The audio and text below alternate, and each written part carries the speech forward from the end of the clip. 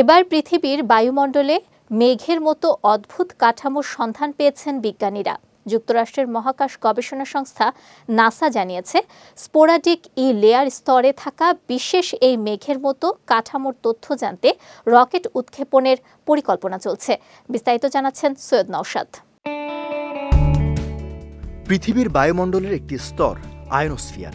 এটি প্রায় ৬০ থেকে ১০০০ কিলোমিটার পর্যন্ত বিস্তৃত।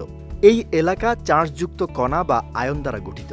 মাঝে মাঝে এসব কণা একসঙ্গে জমাট বেঁধে ঘনগুচ্ছ তৈরি করে, যা স্পোরাডিক লেয়ার স্তর নামে পরিচিত।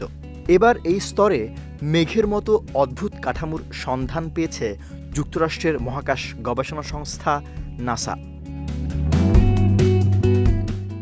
নাসার তথ্যানুসারে বিজ্ঞানীরা স্পোরাডিক লেয়ার স্তরের রহস্য জানতে রকেট উৎক্ষেপণের পরিকল্পনা করছে। স্পোরাডিক ইলেকট্রোডাইনামিক্স বা সিড নামের এই মিশনের মাধ্যমে ৩ সপ্তাহের মধ্যে মার্শাল দ্বীপপুঞ্জের কোয়াজালিন অ্যাটল থেকে বৈজ্ঞানিক যন্ত্র বহনকারী সাব অরবিটাল মহাকাশযান উৎক্ষেপণ করা হবে। বিজ্ঞানীরা জানান, আয়নোস্ফিয়ারের নিচের অংশে স্পোরাডিক লেয়ার স্তর ক্রমাগত তৈরি হচ্ছে, যার কারণে আয়নোস্ফিয়ারের উচ্চস্তরে পৌঁছানোর আগে রেডিও সংকেত পৃথিবীতে প্রতিফলিত হচ্ছে। ফলে তাদের রেডিও রিসিভার এলোমেলো সংকেত গ্রহণ করছে, যা এই গবেষণায় কিছুটা বিঘ্ন ঘটাচ্ছে। নাসার মিশন কর্মকর্তা আরোহ বরজাতিয়া বলেন, স্পোরাডিক লেয়ার স্তর খালি চোখে দেখা যায় না, শুধু রাডারের মাধ্যমে পেঁচানো ও ফোলা মেঘের মতো দেখা যায়।